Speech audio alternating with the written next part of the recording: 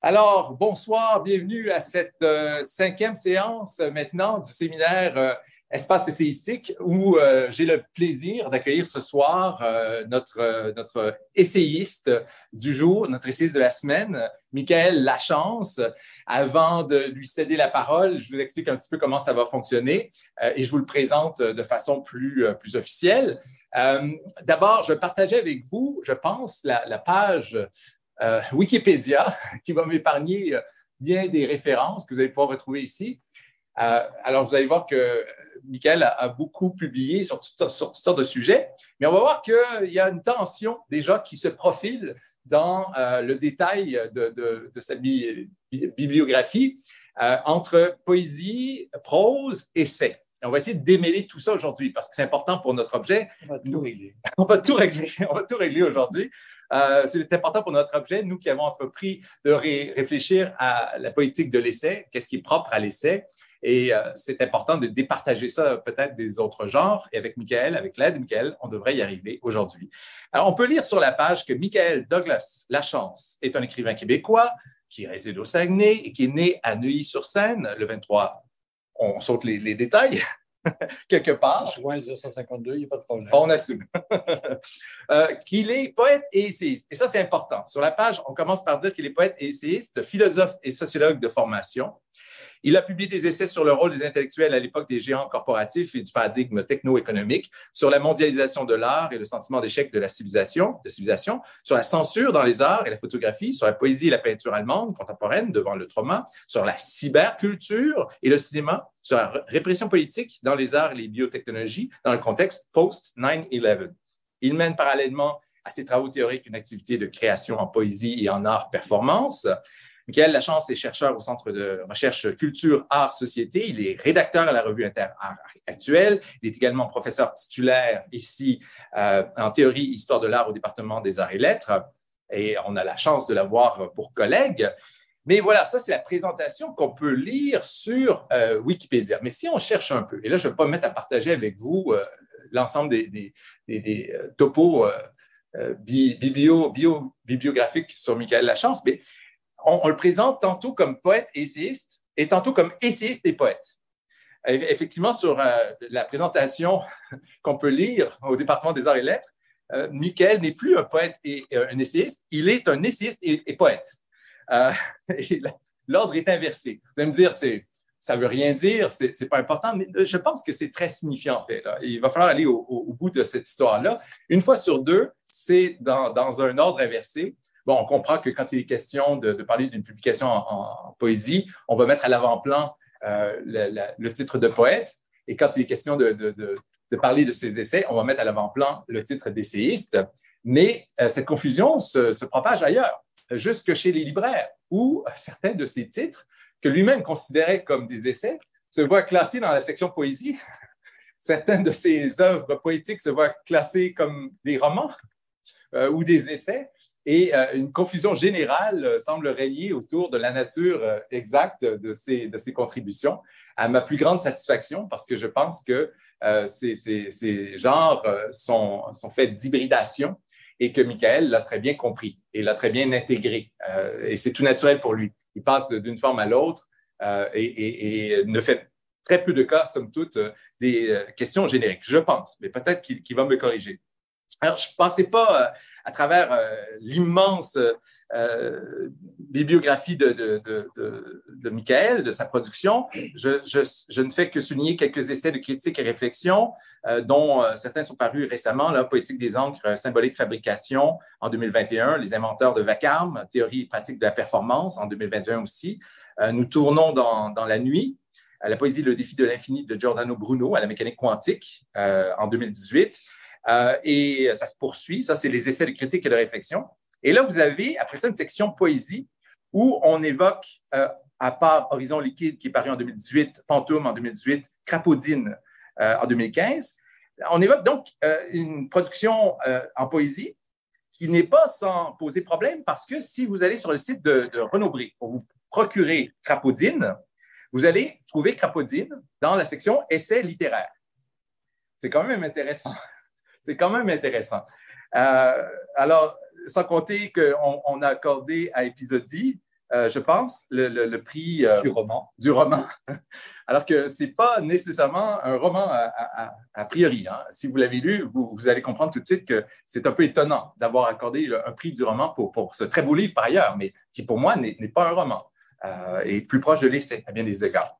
Alors, il y a quand même quelque chose d'intéressant qui se passe et pour nous qui avons entrepris de définir la poétique de l'essai, là, c'est tout à fait intéressant d'avoir Michaël pour nous éclairer là-dessus. Mais je veux dire autre chose que des propos officiels sur notre présentateur. Je veux dire qui est Michaël Lachance pour moi. C'est d'abord un mentor, c'est un ami, c'est une source d'inspiration, c'est un idéal d'humanisme. Il faut savoir que je l'ai rencontré ici même à Chicoutimi, à l'Université du Québec à Chicoutimi, au mois d'octobre 2002, dans le cadre de mon entretien d'embauche. Il faisait partie du comité éclairé qui a pris la décision brillante de me faire confiance et je lui en suis infiniment gré, en même temps que des fois je lui en veux. Mais je vis bien avec ça, avec ces paradoxes. Et depuis, j'ai pu le côtoyer à travers différentes situations professionnelles, dans des contextes amicaux aussi. Et j'ai découvert vraiment un homme formidable, un érudit, un philosophe, un penseur, un sage, qui est pour moi vraiment un modèle en toute chose.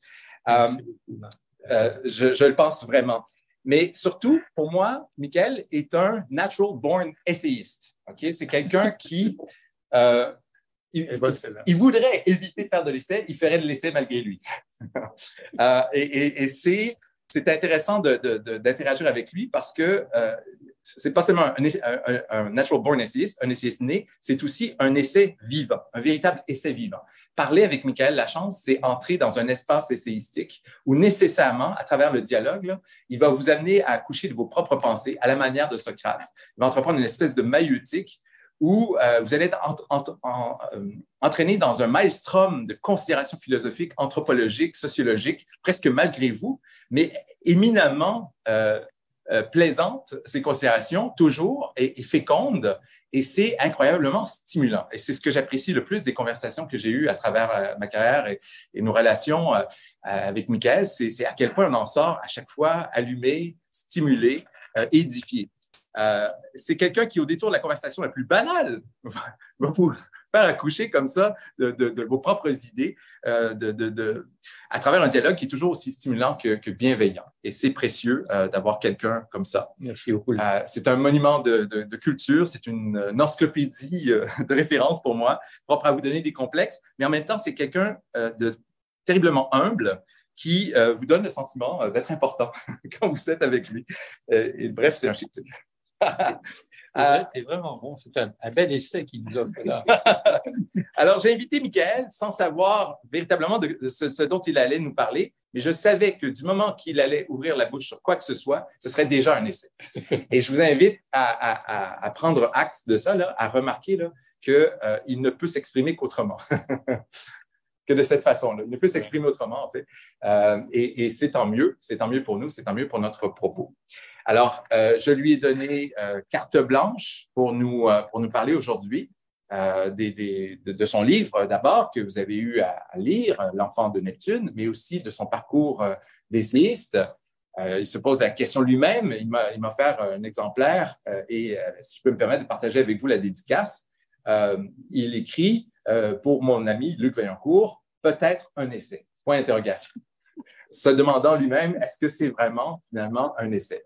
Ben, moi, je peux vous répondre tout de suite, oui, tout à fait, parfaitement, et même exemplaire à plus d'un titre. Alors, sans plus tarder, je lui cède la parole pour cette présentation qui sera suivie après de questions et d'échanges avec les gens sur Zoom et les gens en classe. Michaël Lachance. Merci beaucoup. Merci pour cette présentation qui me va droit au cœur. C'est très touchant, vu que dans un monde académique où les gens ont des objets, mais ils n'expliquent pas leur rapport à l'objet, qu'est-ce qui les intéresse, qu'est-ce qui fait que personnellement, intimement, ils se rapportent à ces objets-là qui peut-être pourraient le découvrir. En fait, oui, ils le découvrent, mais peut-être ne prennent pas le soin de communiquer ce qu'ils découvrent d'eux-mêmes en approfondissant certaines questions, en développant certaines perspectives. Et je suis très touché quand tu parles de Maelstrom, ça m'amuse beaucoup parce que je suis en train de lire des passages de Lovecraft où j'essaye de me faire peur moi-même à lire les descriptions de Maelstrom de Lovecraft et peut-être qu'effectivement, on peut soupçonner que nous avons en chacun de nous un tel maelstrom. Surtout, n'en parlons pas et essayons de nous rattacher à un sujet plus spécifique aujourd'hui que serait la présentation de l'enfant de Neptune. Et donc, j'exprime ma gratitude que vous soyez là pour m'entendre. C'est un projet aussi très personnel dans lequel je me suis investi et donc dans lequel je me suis interrogé, si je puis dire, et vous allez certainement m'aider à prendre un peu de recul, un peu de perspective par rapport à cet objet, que je considère comme un objet assez intime finalement, puisqu'il appartient finalement à une diffusion assez restreinte, comme on dit, confidentielle. Le terme est un peu maintenant accepté. Et j'ai pensé que je me suis donc intéressé à savoir à qui je m'adressais, c'est-à-dire à savoir les problématiques que vous travaillez, les champs à la fois théoriques ou littéraires qui sont les vôtres. Et donc, je suis allé faire quelques lectures à partir donc du plan de cours. Et puis, je ne sais pas trop comment m'en sortir parce qu'il y a une grande diversité. Et puis, c'est justement la diversité, semble-t-il, qui est convoquée ici. Et convoquée, il devrait y avoir un convocaré qui aurait plusieurs voix. Et j'ai pensé faire une petite introduction, finalement, si vous voulez me permettre de vous lire un petit 2 pages, qui est une espèce de petit élément introductif, qui ne sera pas une conférence, finalement, puisque j'essaie de dépêtrer de cette approche, mais j'ai juste, donc, un peu à titre peut-être plus fantaisiste, donc vous lire ces quelques pages, enfin, surtout relater quelque chose qui me semble une espèce de cas figure qui permettrait de réfléchir de façon un peu ludique sur c'est quoi la différence entre un traité, un essai, etc. Et donc, je suis allé chercher dans un exemple particulier qui part d'une invitation qui avait été faite par une académie de Berlin fin 18e siècle, où on s'est posé la question, on a lancé un concours à savoir qui pourrait produire la meilleure description, l'étude la plus approfondie, une enquête sur le dromadaire. Et donc, à travers les académies, toutes les académies d'Europe on leur a communiqué. Donc, c'était la coutume à l'époque. On lançait des concours, comme ça, puis il y avait un prix. Puis c'était publié, puis c'était discuté, etc. Donc, à la fin du XVIIIe siècle, les savants de Berlin ont lancé un concours avec un prix pour la meilleure enquête sur le Camellus dromedarius, soit le dromadaire fréquemment appelé chameau. C'était un concours lancé dans toutes les académies d'Europe. Les Anglais se sont réunis à la Royal Society pour préparer une grande expédition qui comprendrait de nombreux spécialistes, avec des naturalistes et zoologistes bien sûr, mais aussi des botanistes, des géographes, des astronomes, et bien sûr des porteurs, des cuisiniers, des aides de camp. Plus d'une 50aine de personnes pour traverser leurs colonies en Asie et dans les continents africains, car les Anglais ont tiré ombrage du fait que l'objet du concours ne soit pas le chameau d'Arabie. Ils avaient la ferme intention de démontrer la spécificité de la faune de leur empire colonial. Ils étaient prêts à aller en Australie et même au Canada, où, semble-t-il, sont apparus les premiers chameaux. Le Protylopus, effectivement, serait apparu au Canada il y a 40 millions d'années. Ils ne vont pas arriver dans notre cours demain. Les Anglais réunis en séance dans St. James, donc forts de leur pragmatisme philosophique, mais aussi de leur culture classique, ont noté que le dromadaire vient de dromas, qui signifie courir, et qui ne saurait étudier leur objet sans se mettre en mouvement. Après un périple de 2 ans à naviguer les mers, à sillonner les déserts, à traverser les steppes de l'Asie centrale, ayant parcouru des milliers de kilomètres, ils sont revenus avec des dessins aquarellés d'après des animaux vivants, des spécimens de squelettes et de bouses séchées et de nombreuses maladies tropicales. Ils ont publié un journal de ce périple où ils multiplient les observations savantes et détaillées sur la vitesse des dromadaires, leur reproduction, leur distribution géographique. Ils ont établi une corrélation indiscutable entre la mesure de la surface épidermique du dromadaire, c'est-à-dire à savoir la quantité de peau qui est exposée au soleil, le nombre de bosses, c'est-à-dire entre le dromadaire et le chameau, et le nombre de jours qu'ils peuvent survivre sans eau. Question pour laquelle les Fellows de la Royal Society se sont imposés des journées sans boire. Ils ont publié un essai synoptique en 3 volumes intitulé An Essay on the Natural History of Camelidae with illustrations of Arabian camel zoology, chiefly selected from the collection. Les Allemands étaient conscients qu'ils possédaient un avantage important sur leurs concurrents, puisque ce sont eux qui avaient posé la question et lancé le concours. Cependant, ils ont longuement débattu à l'Académie royale des sciences de Prusse pour savoir si la question avait été bien posée. Et puis, ils ont discuté lequel d'entre eux devrait relever ce défi. Et finalement, l'un d'eux s'est retiré dans sa bibliothèque pendant 2 ans pour se consacrer à un traité. Et bien sûr, l'auteur présentera ses excuses à l'Académie de ne pouvoir présenter le traité que cette question méritait dans un travail publié à la hâte, les délais se faisant courts, en caractère gothique, sous le titre « Prolégomène à toute observation physique du dromadaire qui aura le droit de se présenter comme science, avec en annexe une perspective sur le chameau vu d'en dedans. » À cette époque, les Français étaient trop occupés. On est donc fin 18e, 1785, ces années-là à peu près. Les Français déjà étaient trop occupés par 1000 avancées scientifiques et à repenser le monde. Ils étaient en train d'inventer l'air, n'oublions pas, l'air qu'on respire, l'oxygène, la liberté et la raison. Il paraît qu'à cette même époque, ils auraient inventé la démocratie et aussi le génie, mais c'est encore à discuter. Aussi, ils se sont mis à la tâche assez tardivement, sachant qu'ils ne manqueraient pas d'épuiser cette question sans discuter. Après tout, le mot dromadaire vient du vieux français dromedaire. Ils avaient pleinement confiance dans leur capacité de se laisser inspirer par le sujet et que leur sagacité scientifique saurait prendre appui dans le corpus immense de la littérature. C'était des essayistes. Finalement, l'un d'eux, en sortant de l'Académie des sciences quai de Conti, a longé la Seine jusqu'au quai Saint-Bernard, ceux qui connaissent Paris voient exactement c'est quoi le parcours, où il s'est installé dans un café face au Jardin des Plantes du Muséum d'histoire naturelle. De cette terrasse, depuis son fauteuil en osier, il pouvait apercevoir, non loin de la singerie, la bosse d'un dromadaire. Sur place, il a rédigé dans son carnet un court essai de 3 pages, d'une écriture élégante et serrée, intitulé « Essai sur l'absence du chameau dans les 1001 nuits », où il argumentait que les 1001 nuits, donc à l'époque, la traduction c'était une nuit, conte traduit par Antoine Galland et paru à La Haye en 1714, sont un texte, ces contes sont un texte authentiquement arabe et persan, puisqu'il n'y a pas de chameau dedans. Bien sûr, vous avez reconnu pour certains d'entre vous que ce dernier essai français aurait pu être attribué à Borges. Donc, à partir de là, je me suis dit, je pourrais faire quelques remarques sur la figure de l'essayiste, en me demandant si je suis moi-même un essayiste, en me disant peut-être qu'une des premières figures, c'est celle de l'éclaireur. L'essayiste est un éclaireur, dans la mesure où l'essai propose un survol d'une matière, d'une question, pour suggérer une direction, tenter une prise de position, sans se préoccuper de faire une revue complète de littérature, de se confronter aux auteurs principaux. Il n'occupe pas un point de vue exhaustif, rebondit de façon anecdotique sur une diversité d'auteurs dont les citations sont autant de pierres dans son jardin. Il propose une sortie en éclaireur, non pas une avancée en ordre de bataille, tout son côté risqué, imprévisible, en porte-à-faux. Une sortie d'éclaireur, en effet, en territoire d'inconnu. L'essayiste est un franc-tireur, ses sorties sont autonomes, il travaille seul. C'est un fleurettiste qui fait preuve de rapidité et de souplesse. On ne va pas à la guerre avec un fleuret. Pourtant, l'arme peut être mortelle. Certains auteurs sont plus essayistes qu'historiens. Par exemple, moi, je pense à Elias Canetti, qui écrit masse et puissance sans presque aucune note. C'est comme si c'était sa propre pensée qui lui permettait ce parcours extraordinaire à travers toute l'histoire de l'humanité pour penser le phénomène des masses. Michel Foucault aussi. Michel Foucault peut parler de psychologie sans presque jamais citer de psychologue ou jamais se référer à la psychanalyse.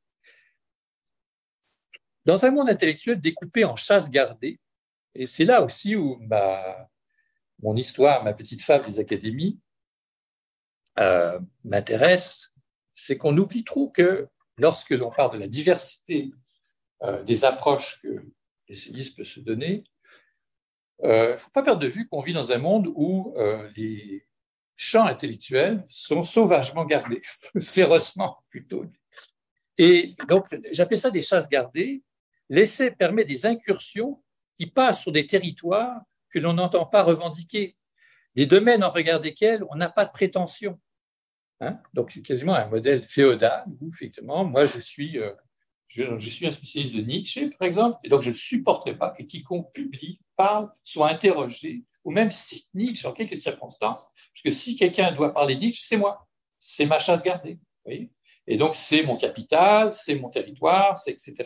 Et c'est dans ce contexte institutionnel, finalement, que l'essayiste essaye de tirer son épingle. L'essai multiplie les emprunts, les relais, il se laisse porter par une question, il n'entend pas faire le tour de la question. Dans la chasse gardée des individus, ces individus revendiquent leur exclusivité au regard de certains sujets, mais aussi ces sujets sont soumis à des règles de présentation.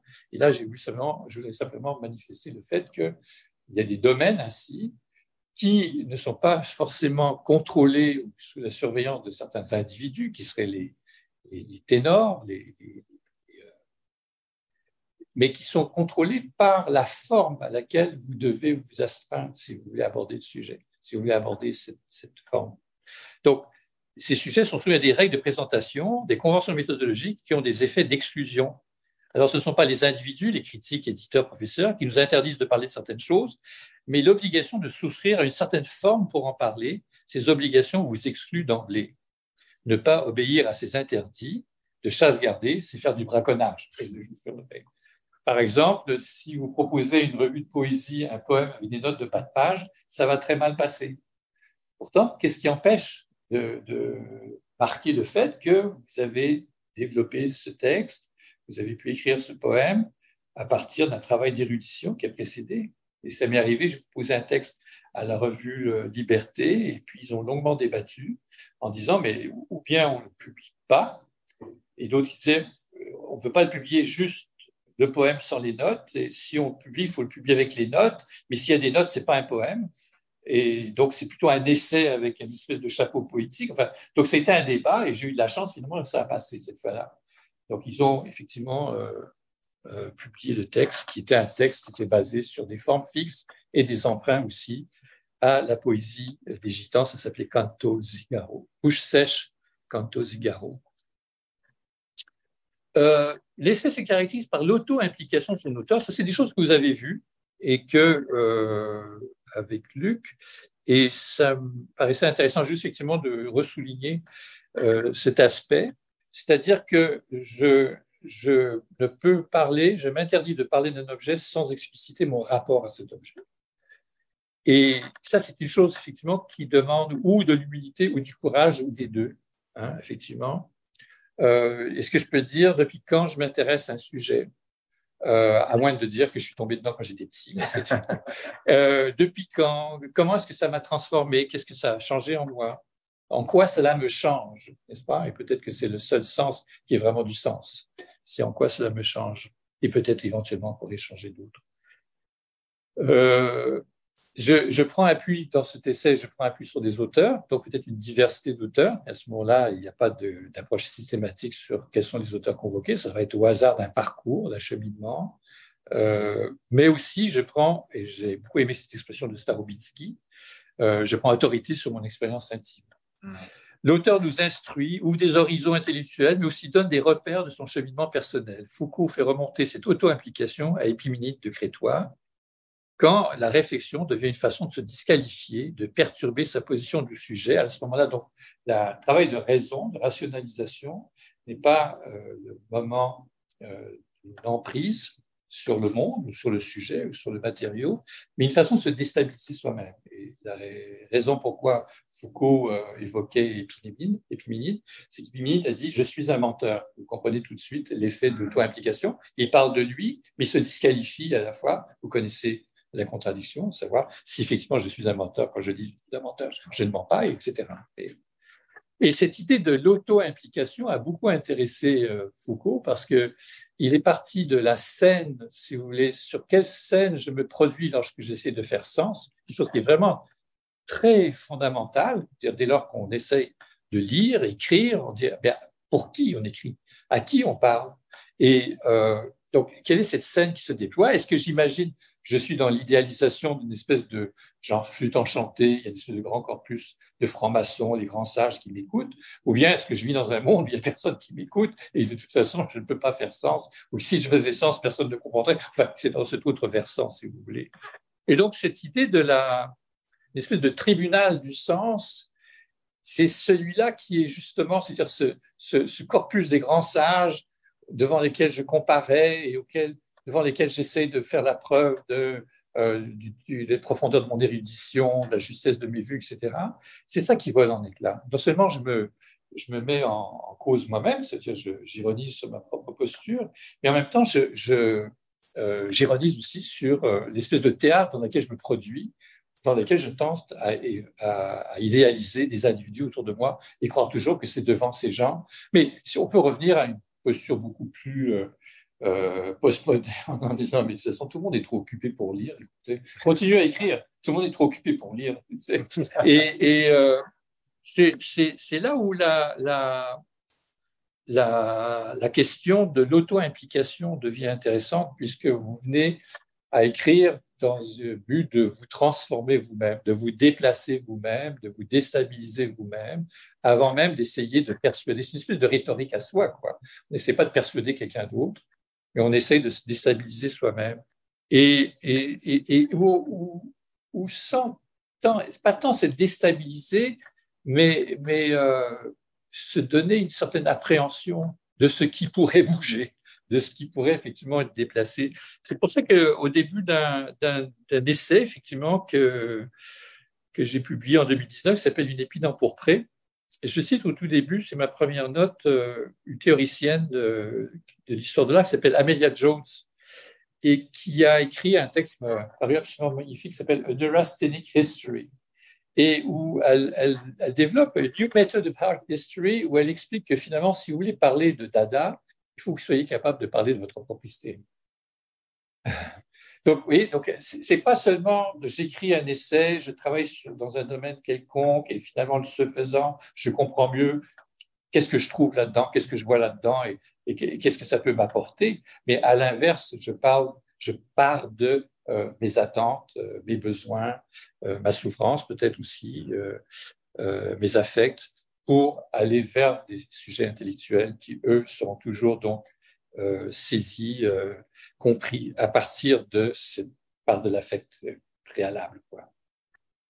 Aussi, par exemple, mentionner mon roman de Kooning, où je parle du peintre qui est séquestré par son entourage, sa famille, qui ont découvert que de Kooning ne sait plus qu'il fait de la peinture, mais il peint encore, et comme chaque tableau vaut plus d'1 million, eh bien, on ne va pas l'empêcher de peindre.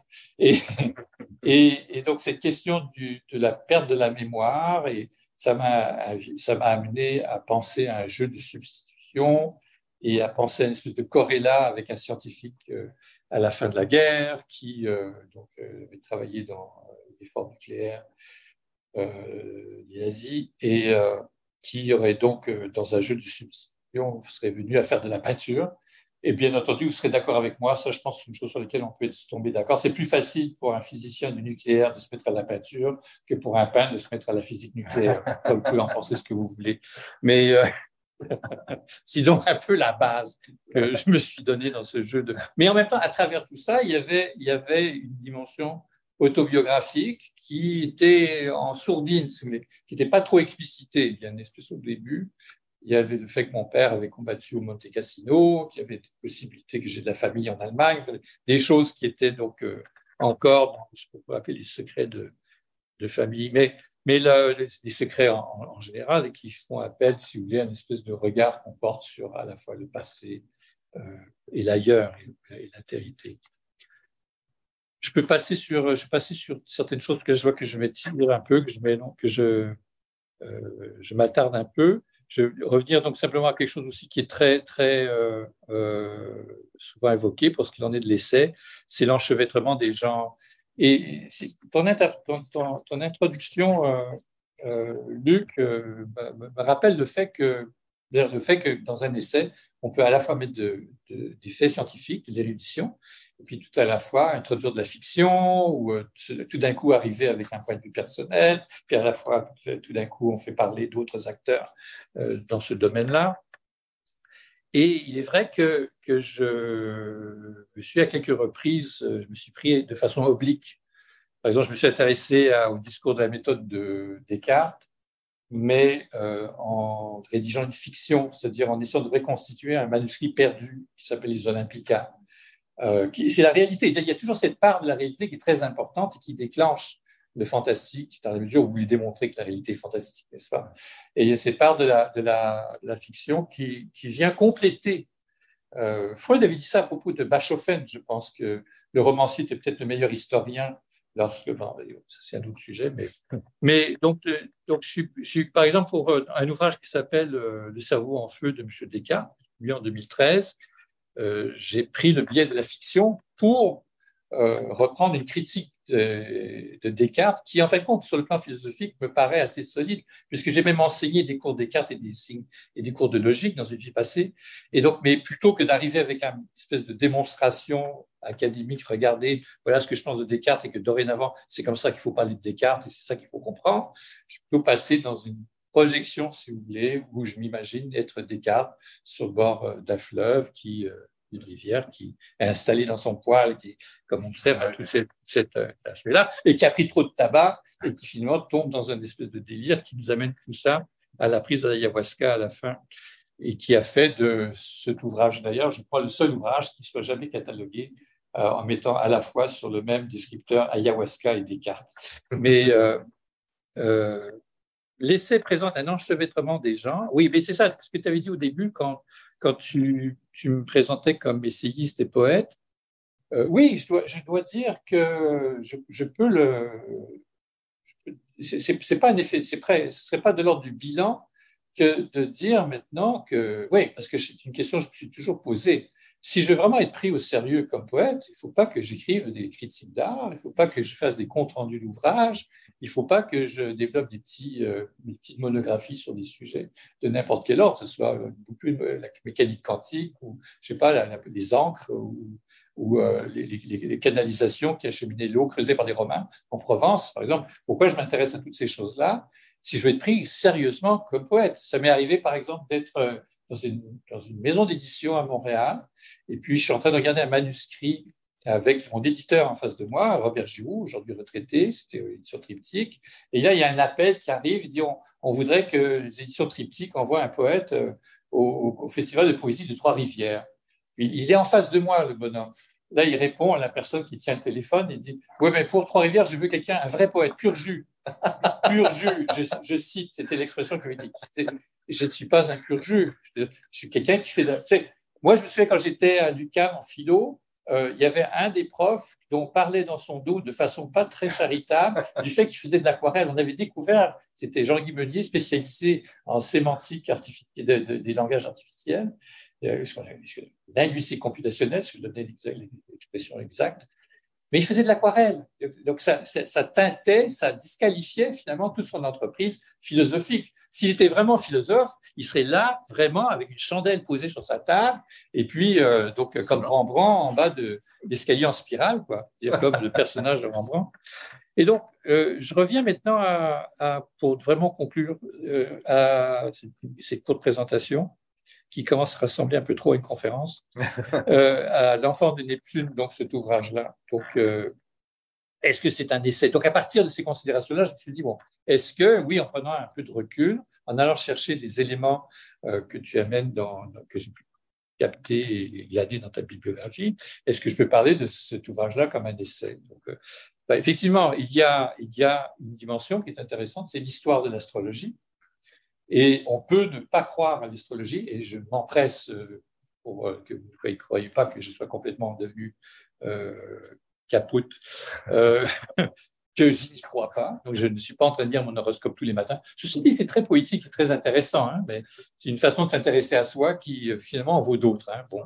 Mais l'histoire de l'astrologie est quelque chose on n'a pas besoin d'y croire, mais on peut s'intéresser à son apparaître, c'est-à-dire comment c'est venu à connaître la fortune que l'on sait, d'où ça vient, et si on regarde une certaine astrologie, celle qui, je pourrais dire, est opérationnelle encore aujourd'hui, c'est celle qui parle de Ptolémée, Claude Ptolémée, qui a voulu, donc, au 1er siècle, non, au 2e siècle, qui a voulu donc créer une espèce d'enchevêtrement entre la géométrie et donc toute la branche des mathématiques, l'approche scientifique, si vous voulez, qu'on dirait à l'époque, et la magie, la superstition et la mythologie surtout. Donc, on essaie de créer une géométrie des planètes et puis d'accorder ça effectivement à des éphémérides qui permettraient de dire, ben, écoutez, le jour de votre naissance, je ne vais pas vous expliquer le principe de l'astrologie, mais ce qui est assez étonnant, c'est de concevoir qu'en fin de compte, l'astrologie, qui est aujourd'hui considérée comme une espèce de pseudo, quelque chose de, il ne faut vraiment surtout pas s'approcher de ça en aucune façon, était quand même pendant des siècles et des siècles, et à partir du XIIe siècle, c'était traduit donc en latin. Et c'est là que ça a vraiment eu un impact, parce que c'est, comment dire, composé avec la pensée de saint Thomas d'Aquin, un certain nombre de penseurs de l'Europe médiévale avec les sciences naissantes, de comprendre à quel point l'astrologie représentait une approche scientifique. Les planètes n'étaient plus des dieux, c'était des entités qui représentaient une certaine puissance, mais qui nous permettait surtout de cartographier, une espèce de nexus qui permettait de cartographier une espèce d'état du monde, qui permettait de décrire un état du monde et vous dire, quand vous êtes né, voilà quel était l'état du monde. Et cet état de monde, cette espèce de jeu microcosme, macrocosme, fait que si le monde autour de vous, c'était ça, eh bien, en vous, c'est aussi ça, d'une certaine façon. Et ça a connu une fortune très importante. Et donc, dans ce livre, j'ai pris pour point de départ le fait que ma maman, très gentiment, quand j'avais 13 ans, m'a offert une carte du ciel, c'est-à-dire qu'elle a demandé à une dame, qui elle-même demandait à une autre dame. C'est pas inintéressant pour moi qu'elle soit trois, parce que c'est comme les trois parcs, les trois moires. J'ai vu ça vraiment comme une espèce de figure de destinade, c'est-à-dire donc l'attribution du destin qu'on trouve à travers toute la mythologie, ils sont toujours trois, qui distribue votre lot, sur votre destin. Et j'ai essayé de voir avec. Je pense que je ne me surprendrai pas que c'est quand même il y a assez longtemps tout ça. J'ai essayé de voir quel a pu être l'impact sur moi. Comment est-ce que j'ai reçu ça quand j'avais 13 ans? Est-ce que j'y ai cru? Dans quelle mesure j'ai pensé que moi c'était ça et peut-être plus davantage? C'est votre façon de vous en sortir. Hein. C'est pas vrai parce que c'est mieux que ça, mon affaire. Et donc, comment est-ce que je peux quand même donc penser, essayer de reconstituer quelle a pu être mon approche de ce texte, un texte de 26 pages quand même, très détaillé avec des dessins et des symboles, etc., des choses d'assez élaborées. Hein. C'est une véritable carte du ciel, ce qu'on appelle une analyse. Est-ce que c'est un thème astral? C'est un thème astral? Oui, voilà, c'est le thème complet avec les lectures et toutes les positions planétaires, le zodiaque. Ça devait coûter cher, hein? Ça avait été fait gratuitement à l'époque, c'était entre amis, puis c'était quelque part attendri, je pense, par les inquiétudes de ma mère à cette époque. Il y avait un contexte aussi, qu'est-ce qu'on fait de ce garçon? Mon père venait juste de mourir, elle-même ne savait pas trop où elle s'en allait dans sa vie. Et il y avait ce garçon-là, c'est qui ça d'ailleurs? Et donc, je pense qu'il y a aussi quelque chose qu'à analyser sur ce geste, une forme d'attribution d'un ensemble de qualités, défauts, tendances, tonalités chez un être, une espèce de volonté de cartographier quelqu'un. Et c'est quand même particulier, quand on y réfléchit, c'est quand même particulier. Et quel a été donc cet exercice? Est-ce que c'est un exercice pour elle-même? Dans quelle mesure? Et dans quelle mesure elle ne voulait pas me le montrer? Dans quelle mesure je l'ai découvert?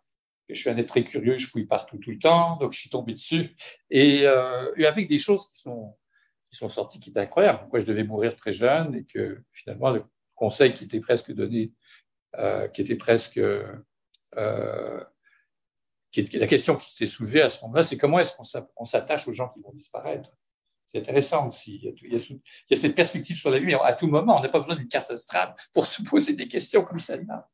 Et donc, c'est à travers cette espèce de comment dire, je veux dire, oui, de vibration particulière qui est donnée à la mémoire, qui m'a mis en contact avec des épisodes de ma vie de l'époque où j'avais l'immense privilège d'avoir un immense parc pour moi, et dans lequel parc j'avais. Donc, c'est une façon de décliner cette carte du ciel. J'avais nommé les arbres en fonction des planètes. Donc, je grimpais à Jupiter, j'allais me percher dans Mars. Oui. Donc, il y a déjà quelque chose qui s'est produit.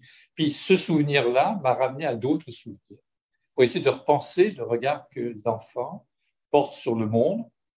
Et tout comme je disais de façon badine tout à l'heure, à l'instant même que quand on regarde sa carte du ciel en tant qu'enfant, on se dit mais non, mais la vie c'est pas juste ça, ça doit être bien plus que ça.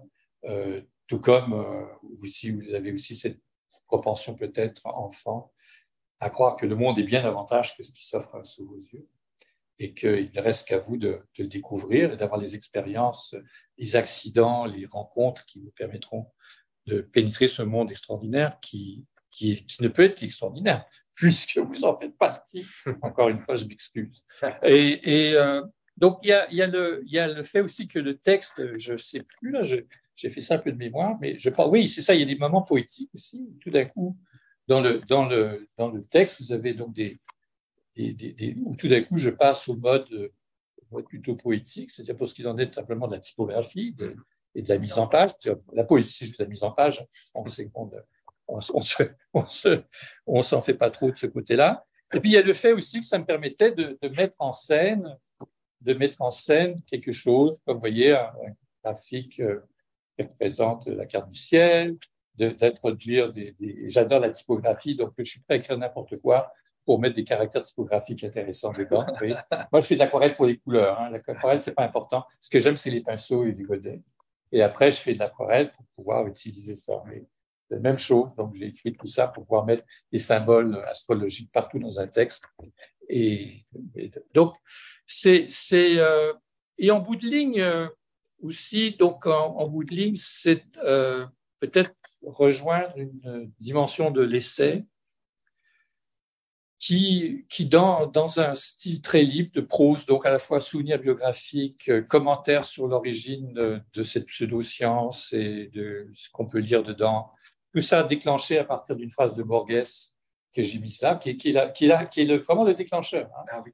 Tout est poétique lorsqu'il est question de destin et qui se laisse entrevoir. C'est ça la phrase qui fait que tout a démarré sur cette phrase-là. J'essaie de comprendre ce que disait cette phrase. Et c'est amusant que la petite présentation, il y avait aussi Borges sur les chameaux qui sont absents des Mille et une nuits. Je n'ai pas fait le lien. Et donc, tout ça devient par cette espèce de mouvement de l'avant où on jette des choses devant soi, des bouts de poèmes, des bouts d'autobiographie, on essaye de rattacher tout ça. Il y a un grand rêve à un moment donné où je visite un château qui a brûlé et je reconnais à travers les murs de ce château qu'il y avait un autre château. Et tout ça vient à essayer de penser à un rapport à la réalité, un rapport au monde, essayer de comprendre en quoi c'est incrusté en nous, peut-être comme un château justement, un certain rapport au monde et que c'est ce rapport au monde qui, à tout moment, intervient, en tout cas médiatise notre rapport à des expériences sensibles aux autres, etc. Donc voilà un peu là, pour essayer de ne pas être trop conférencier, mon cher ami. Ben, je pense que c'était très essayiste, comme je l'avais prédit, comme je l'avais pressenti, et j'en suis très content. Avant de poser des questions moi-même, parce que quand on prend le micro, en général, ça inhibe les questions des étudiants, je vais plutôt me tourner vers les étudiants présents et sur Zoom et ma collègue aussi éventuellement pour leur demander si ils n'ont pas des questions à poser à notre essayiste. Sur sa présentation, sur son œuvre. Ça peut aller dans tous les sens, à bâton rompu, de façon décousue, comme aime si bien le faire Montaigne par ailleurs, et Michael Lachance aussi à César. Oui, Jean-Philippe. Je vais dire premièrement, M. Lachance, j'ai vraiment apprécié ma lecture. Et une petite question, je voulais savoir pour vous, est-ce que vous considérez la spiritualité importante dans votre œuvre? Vous parlez beaucoup du destin, de la fatalité, prédestination, l'astrologie, ou c'est plus un sujet que vous vouliez, sur lequel vous vouliez accoucher, si on peut le dire?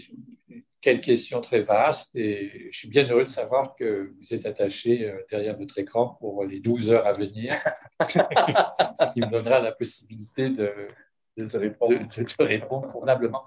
Je vais essayer donc de faire quelques raccourcis par rapport à ça. Je te remercie de ta question, parce qu'elle est importante dans ce sens où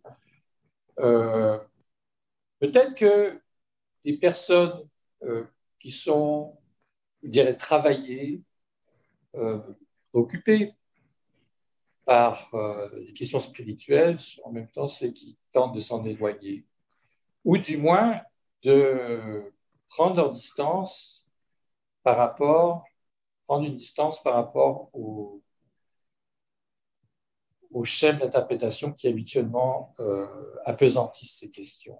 Et j'aime beaucoup un essai d'un auteur qui s'appelle Michel Hulin, qui s'appelle La mystique sauvage, et qui démontre que historiquement, c'est-à-dire il démontre dans le sens où c'est un propos qui développe très très bien à travers plusieurs auteurs et de façon historique, comment les questions donc mystiques, donc questions d'ordre de la mystique, donc spiritualité poussée vers l'expérience et vers une ouverture sur le monde, donc qui peut être ressentie comme de l'ordre de la transe, de l'extase, donc on parle de ce type de mystique.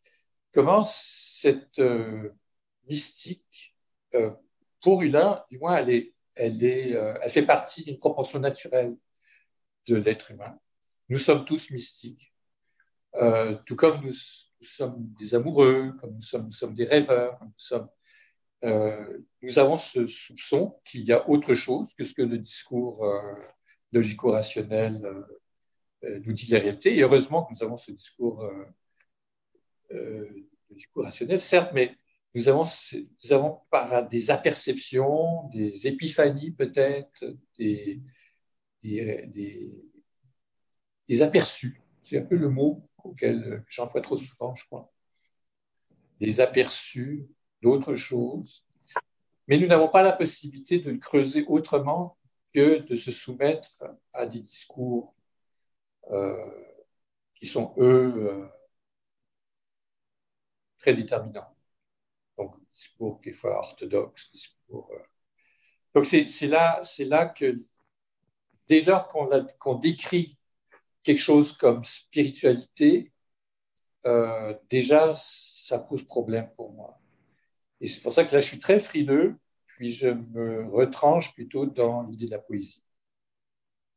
Et je préfère parler de poésie, d'expérience poétique. Ça me permet de me rapporter au texte, d'avoir des moments d'illumination par rapport à des textes, de me rapporter à des auteurs comme des êtres qui ont eu un cheminement qui me paraît admirable et essentiel. Je pense à Roberto Juarez, René Char, des gens qu'on peut lire, qu'on peut rencontrer, qu'on peut... mais c'est ça. C'est ça. Parler de spiritualité, c'est déjà, comment dire, bien entendu, jouer dans un partage très platonicien entre le monde matériel et le monde spirituel. Et je serais plutôt porté aujourd'hui, parmi mes intérêts, mes lectures, à lire par exemple un auteur comme Bernardo Kastrup, qui lui propose ce qu'il appelle un non-dualisme, c'est-à-dire qu'il y a autant de psychisme dans la nature qu'il y a du naturel dans la psyché. Donc, à essayer de brouiller l'étagement, frontières entre spiritualité et quotidien. Quoi. Donc, c'est ça.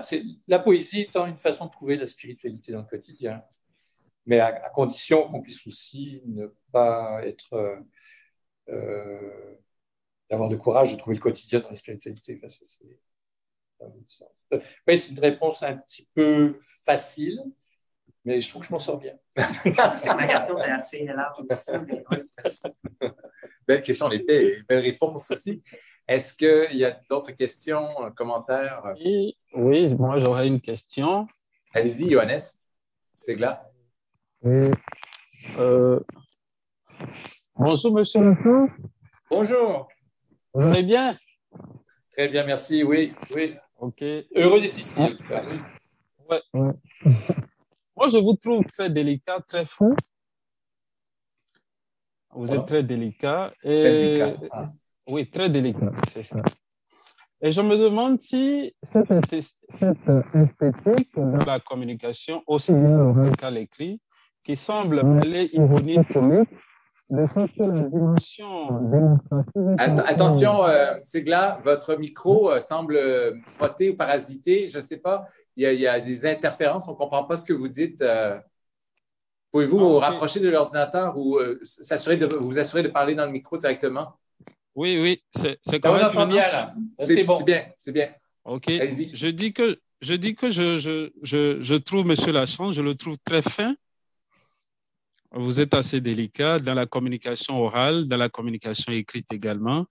Et je me demande si ce n'est pas cette esthétique qui fait que l'on vous trouve tantôt poète, tantôt essayiste. Est-ce que ce n'est pas ça? Parce que votre esthétique semble mêler ironie et comique, de sorte que la dimension démonstrative est comme placée au second plan. Mais l'esthétique l'emporte. L'esthétique l'emporte. Quand on vous écoute, on sait qu'on a affaire à un littéraire, c'est de la finesse, c'est de la délicatesse. Tout est soigné là, c'est ça. De l'élégance aussi, oui. Oui, de l'élégance, c'est ça. Donc, je me dis que c'est peut-être cette finesse qui semble créer l'enchevêtrement des genres. Si bien que les lecteurs sont un peu mêlés, ils se demandent, mais est-ce que le texte, il est excessivement beau? Est-ce que ce n'est pas de la poésie, alors que là-dedans, il y a une dimension, une grande dimension essayistique, mais la dimension esthétique, elle est vraiment de taille, c'est ça. Ben, je vous remercie, là, c'est gentil comme commentaire. Ce que je comprends, la question étant dans quelle mesure la belle écriture, la belle allure, disons, constitue un lien qui permet de passer d'un genre à l'autre et de faire un saut sans inconvénient, quoi. Et puis, mais là, il y a peut-être un piège, effectivement. Il y a peut-être un piège parce que pour bien écrire, il faut faire combien de compromis? C'est ça qui... on se piège. Je me souviens, très jeune, j'avais lu Lawrence Durrell disait... C'est une première lecture qui m'avait inspiré, c'est une correspondance entre Henry Miller et Lawrence Durrell. Je ne sais pas si c'est là-dedans que Durrell raconte que chaque jour, pour être écrivain, ce n'était pas du talent, c'était du travail. Et puis, que ce travail-là, ça commençait par la nécessité de déchirer sa première page. Parce que la première page, elle a été intelligente. La première page, on a montré au monde qu'on est intelligent. Et puis, c'est la deuxième page, on ne sait plus trop quoi dire, que peut-être là, il y a quelque chose qui peut commencer. Et c'est sûr que, je suis d'accord, hein, que c'est vrai qu'il y a tout un art de la transition qui nous permet, on prend la liberté. C'est sûr que je suis conscient que quelque part, à l'intérieur d'un texte qui est autobiographique, disons, avec une espèce d'arrimage, peut-être certain ancrage, là, je reviens à l'enfant de Neptune, avec un certain ancrage, un petit bagage d'érudition. Quand tout d'un coup, je passe sur le mode poétique, puis là, je mets 4 lignes, 5 lignes, sans ponctuation, l'une après l'autre, donc je suis dans un mode plutôt poétique. C'est sûr que certaines libertés que je prends, et puis que je donne un certain congé à un certain public qui pourrait attendre de moi quelque chose de plus démonstratif, que vous le dites bien. Et puis, en fait, c'est comme si le démon poétique ne vous lâchait jamais. La définition de la poésie chez Esselstyn, qui est l'unique formule qu'il faut connaître, c'est dictum égale condensare, condensé. Et donc, ça se peut que j'écrive un paragraphe. Là, je m'aperçois que je me suis répété 3 fois, donc j'enlève la ligne qui est trop. Puis à un moment donné, je m'aperçois que je suis en train de me donner trop de mal à essayer de trouver une structure syntaxique pour mettre mes notions en place. Et peut-être que ce serait plus simple simplement que je passe quasiment à un mode d'énumération, presque, de petites phrases qui prennent une forme poétique. Donc, c'est une espèce d'effet d'entonnoir, si vous voulez, qui fait qu'au fond, j'aurais toujours, puis là, vous m'aidez dans ce que Luc prévoyait et souhaitait comme mode psychanalytique. Il est vrai que, par exemple, j'ai fait un livre sur mécanique quantique et Giordano Bruno, mais pour moi, ça compte pas. C'était un énorme travail, c'était 3-4 ans de lecture, il fallait se taper des trucs, c'est-à-dire que je ne suis pas mathématicien au départ, mais bien que les mathématiques m'aient beaucoup intéressé, et c'est pour ça que je reviens aussi d'ailleurs dans l'astrologie, c'est une espèce de référent mathématique. J'ai commencé des études de maths avant de faire philo, c'est une espèce de passion de ce côté-là. Mais c'était... J'ai vu ce que j'étais en train de dire. Ouais, c'est le référent. J'étais en train de dire le référent mathématique. Oui, non, c'est ça. Donc, je reviens donc à l'élément d'auto-analyse, qui est peut-être essentiel de ce qui se passe en ce moment, à savoir, oui, tout cet ouvrage-là ne compte pas vraiment pour moi. Si je pouvais à la fin de cet ouvrage-là produire 10 poèmes qui se tiennent, là, je serais fier, là, je serais heureux. Là, j'aurais le sentiment que j'ai vraiment fait quelque chose. Et peut-être que tout ce travail de balayage d'un univers d'érudition extrêmement fastidieux, quand même, bon, j'ai eu mon plaisir intellectuel là-dedans. Mais en bout de ligne, en bout des lignes, ça avait pu donner un petit recueil d'une vingtaine de poèmes, ça aurait été parfait. Le problème, c'est que je pouvais tomber sur un poème de Méchonique, oui, c'est un beau lapsus, poème. Je pouvais tomber sur un poème de Juarez ou un poème de Méchonique qui me semblait dire exactement tout ce que la théorie quantique était en train de dire. Juste pour mentionner, tiens, je parle de cet ouvrage sur la mécanique quantique. J'ai reçu il y a 2 jours une lettre de quelqu'un qui s'intéresse à Juarez, qui me demande que je lui envoie le livre, parce qu'il veut savoir comment j'ai utilisé Juarez dans ses commentaires sur la mécanique quantique, parce que Juarez est souvent convoqué. Donc, à la fois, ça me permet de mettre tout d'un coup en relief certains poètes que j'admire profondément et de concevoir. Au départ, vous l'avez compris, j'ai cette conviction que il y a des poésies qui sont peut-être plus importantes et plus profondes que des sciences. Ouais. Est-ce qu'on place la poésie au-dessus de tout, alors? Au-dessus de... Il faut que je fasse attention à ce que je dis, là, parce que... Oui, on est dans un séminaire sur l'essai. Oui, merci beaucoup. Merci, le public ne peut pas vous mettre la main dessus. Merci, Ségla. Oui, merci. Oui, il faut faire attention. Hein. Je vais ménager ma monture. On viendra là-dessus. Je vais ménager ma monture. Est-ce qu'il y a d'autres questions? Oui, Nessun. Il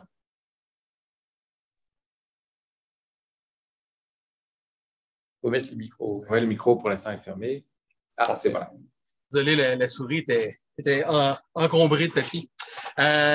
Bon, merci, M. Lachance, pour la présentation, déjà. Là, je ne sais pas trop par où commencer ma question.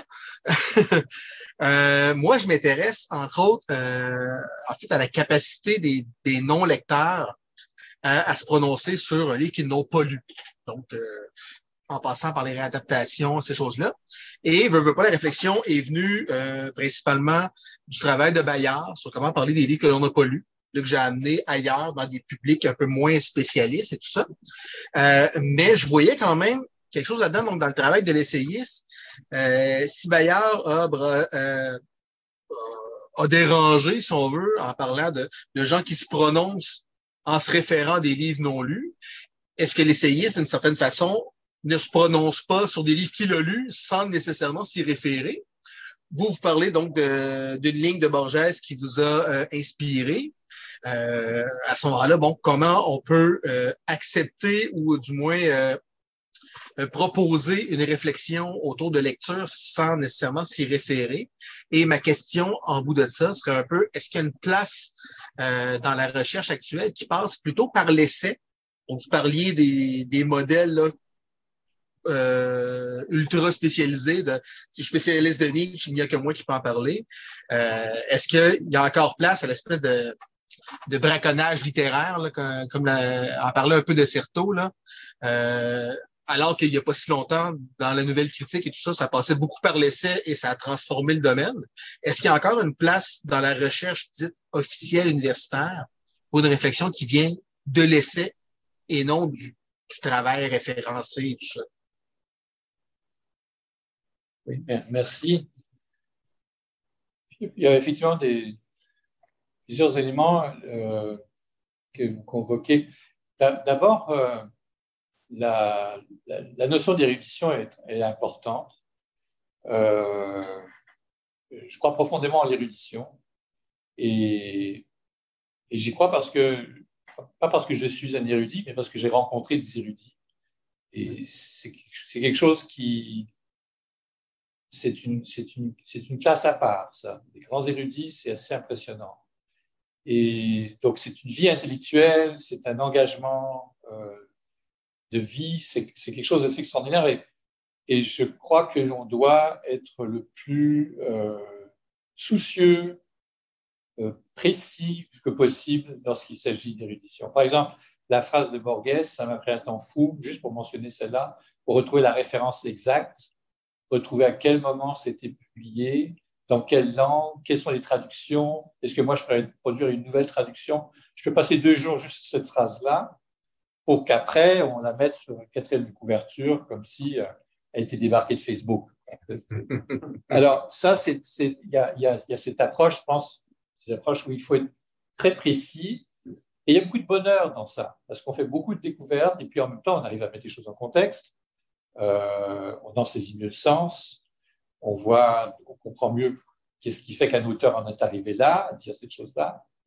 Donc ça, c'est une chose qui même la petite fable que j'ai racontée sur l'Académie des sciences qui veut savoir comment on décrit le dromadaire, le 3/4, c'est du vrai. C'est-à-dire, c'est des emprunts et des légers détournements. Le fait que le dromadaire a commencé au Canada, c'est vrai. Là, peut-être l'élément le plus surprenant de cette histoire est le plus vrai. C'est que le dromadaire vient d'ancien français dromadaire, etc. Donc, on peut jouer avec le vrai et produire du faux avec du vrai.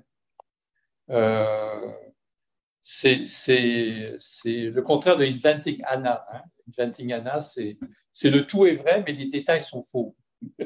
Allez voir sur Netflix, Inventing Anna, c'est excellent. Mais là, moi, je travaille à l'envers. Et donc, cette question de l'érudition, elle est très, très importante. Et quand vous êtes dans l'érudition, vous n'avez pas tellement le souci du public, des lecteurs, parce que vous êtes dans une espèce de reddition la plus honnête que possible d'un contenu. Qui a écrit quoi, quand, comment est-ce qu'on le rapporte, à quel moment, dans quel contexte on présente, etc. Ça, à ce moment-là, on ne pense pas au public. On est juste dans une vérité historique des choses qu'on essaie de restituer au mieux. Et puis tant mieux si, chemin faisant, on fait ressortir des choses qui étaient inattendues, quoi. Donc ça, Mais quand il s'agit de public en général, là, vous allez me chercher de façon qui fait un peu mal. Parce que je suis dans une phase de ma vie où je crois que j'ai fait une espèce de petit tour, puis là, c'est vraiment, vous voyez la mesure de ma vanité est immense, et c'est à cause que ça avait été dit, hein, donc c'est pas ma faute, c'est le ciel qui fait que je suis comme ça. Mais j'ai fait quand même un tour de la scène littéraire qui n'est pas tout à fait négligeable. J'ai reçu quelques prix, encore dernièrement, j'étais finaliste du gouverneur général. Et puis en même temps, je vais vous dire, je suis fatigué de solliciter les éditeurs. Et quand je dis les éditeurs, c'est que il y a des éditeurs qui font un très beau travail, mais derrière les éditeurs, il y a une certaine machinerie littéraire, des salons, des systèmes de critique, espérer une critique de notre livre dans tel ouvrage. Et tout ça je prends un sabbatique par rapport à ça. Ce qui fait que maintenant, j'écris pour des publics ciblés. Et donc, j'écris pour des publics ciblés. Par exemple, j'ai fait cet été un ouvrage qui s'appelle Les Pyrénées du château de Lourmarin. Il y a des années que je vais en Provence, dans un petit village. À 4 kilomètres, il y a un château qui a été reconstruit, qui s'appelle le château de Lourmarin, et dans lequel il y a une collection extraordinaire de gravures d'un graveur du XVIIIe siècle qui s'appelle Giambattista Piranesi, qui, au XVIIIe siècle, donc 1840, dans ces années-là, a produit près de 1000 vues de Rome. Peut-être que vous avez entendu parler de Piranèse par les carcéries, par ses prisons. Donc, il y a le côté un peu, ça a inspiré les surréalistes, mais il y a quelque chose de... Et donc, j'ai pu passer, j'étais introduit, enfin, j'ai fait les démarches nécessaires, j'étais introduit, j'ai pu travailler dans les bibliothèques du château. Et puis là, j'ai fait un livre, je rentre, donc j'ai pris des notes, j'ai fait un livre, je rentre ici au Québec. Et puis, pendant un mois, 2 mois, j'écris un livre qui s'appelle Les Pyrénées du château de Lourmarin. J'ai lu à peu près ce que j'ai pu mettre la main sur Piranèse, ça me passionne, alors que le livre avant, c'était sur la performance où les gens étaient en train de se couper la tête quasiment. Et donc, vous savez quoi? Mon désir, c'est que le livre soit avec les boutiques souvenirs, les cartes postales des gens qui visitent le château. Ça, là, ça a de l'allure pour moi. Ça, tout d'un coup, je le sens, mon public, c'est ce public-là que j'ai envie de rejoindre.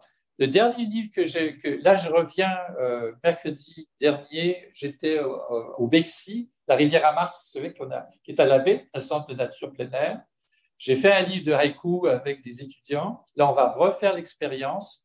J'ai continué ma réflexion sur le haïku. Je vise à un moment donné une monographie qui explique à ma façon c'est quoi mon approche du haïku avec des haïkus que je donne en exemple qui seraient de ma main. Donc, c'est une monographie. Et qu'est-ce que je désire? C'est parce qu'on m'a appelé au Bexy, on m'a dit on aimerait ça avoir votre ouvrage pour les visiteurs du parc, les visiteurs. Et là, je sens mon public, j'ai le goût, je vois ça, une petite pile de bouquins à l'entrée. Les gens peuvent acheter un Coca-Cola et peut-être partir avec les haïkus de la rivière à Mars. Ça me plaît. Et là, je me suis mis en vacances par rapport, et je pourrais vous donner d'autres exemples. J'ai fait une expo de peinture au mois d'avril, j'ai fait un petit catalogue. Le petit catalogue il était uniquement pour les gens qui sont allés voir l'expo. Et c'est une réflexion sur la peinture pendant 3-4 mois avant. Qu'est-ce que la peinture à l'huile? C'est quoi à essayer d'aller au bout d'un projet où on se dit, suis-tu capable ou pas capable sur de la peinture à l'huile? À quoi ça donne? Je suis en compagnie de qui quand je fais ça? À qui je parle quand j'essaye de faire quelque chose là? Et qu'est-ce que j'essaie de devenir et comment j'essaie de me définir à travers ça?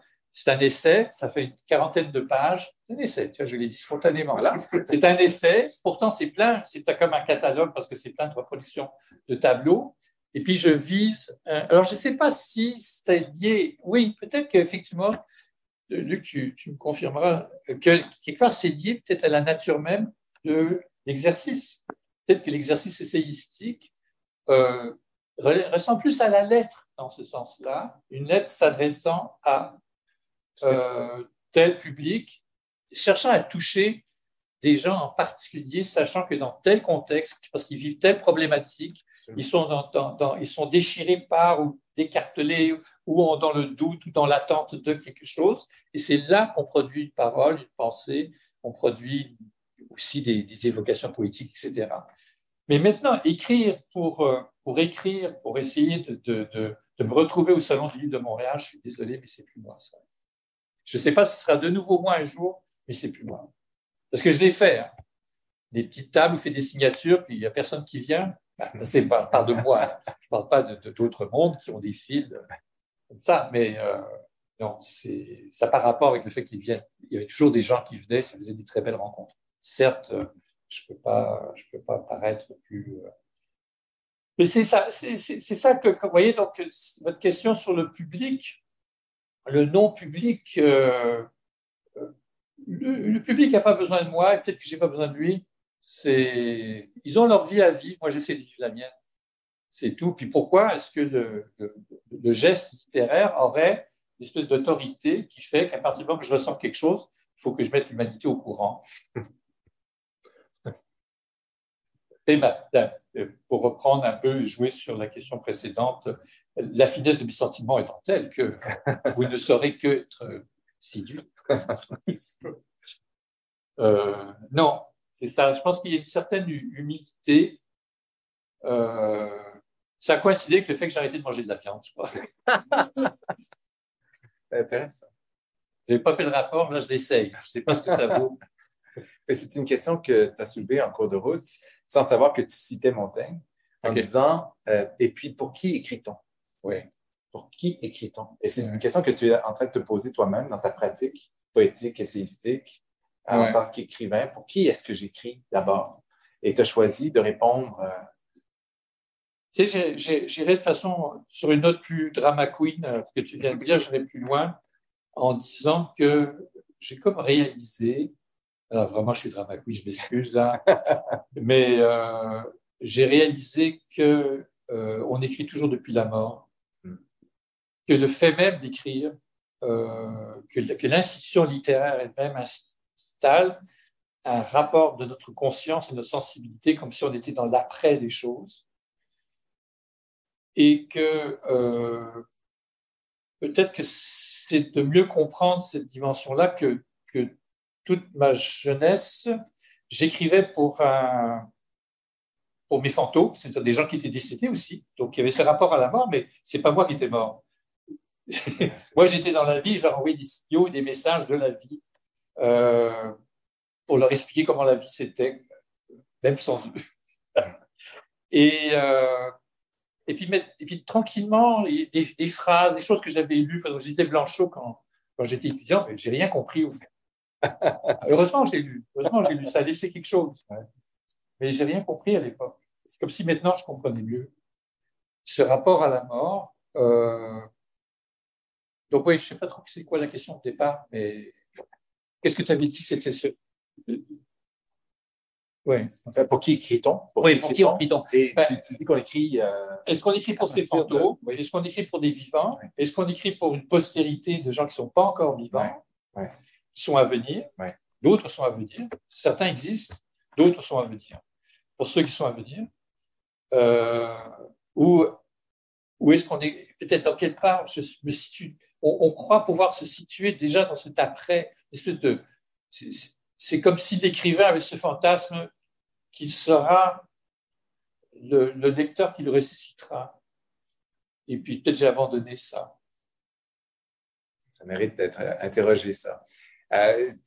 Rapidement, pour rebondir sur ce que tu as dit tout à l'heure, tu parles de la forme épistolaire. Tu dis peut-être qu'un essai, c'est un peu comme une lettre qu'on destine à quelqu'un en particulier. C'est un sujet qu'on a abordé en classe et qu'on a beaucoup discuté, parce que Montaigne écrit lui-même dans ses essais qu'il aurait donné volontiers la forme épistolaire à ses écrits s'il avait eu quelqu'un à qui s'adresser. Et ce quelqu'un auquel il pense d'abord, c'est Étienne de la Boétie, son ami, qui est mort de façon prématurée à l'âge de 33 ans seulement. Et faute d'avoir cet ami à qui parler, à qui s'adresser, il a décidé de réadresser ses considérations, ses dialogues, ses échanges potentiels avec un lectorat, avec la postérité éventuellement, dont il n'espère pas grand-chose. Le fait même que tu évoques la Boétie signale d'une certaine façon qu'il continue à écrire pour la Boétie. Oui, je pense. Oui. Certainement. Autre commentaire, d'autres questions? Ben, j'en profite peut-être pour intervenir à ce stade-ci. Merci beaucoup, Michael, de la non-conférence qui en était une quand même. Un essai vivant. Ah oui, c'est ça. C'est tellement inspirant de t'entendre. Tu fais la preuve que l'essai est poétique, que c'est un exercice de pensée, un exercice de liberté. Je n'ai pas suivi le séminaire avec vous, mais je suis sûre que vous avez abordé ces questions-là. C'est une prise de risque aussi. Je ne pense pas que c'est donné à tout le monde d'écrire comme tu le fais. Tu prends des risques même de perdre des lecteurs, comme tu disais tout à l'heure, la question de à qui j'écris. Mais il y a certainement encore des lecteurs qui, comme les gens qui sont ici aujourd'hui, aiment te suivre dans les dédales de ta pensée. C'est hyper éclairant et stimulant, ne serait-ce que dans voilà, la liberté que tu prends, qu'on a du mal à se donner parce que c'est vrai qu'on est coincé dans toutes sortes de formats, d'exigences, d'attentes par rapport à ce qu'on fait. Et puis, de te voir écrire avec une telle liberté de pensée, une telle profondeur, c'est vraiment très inspirant.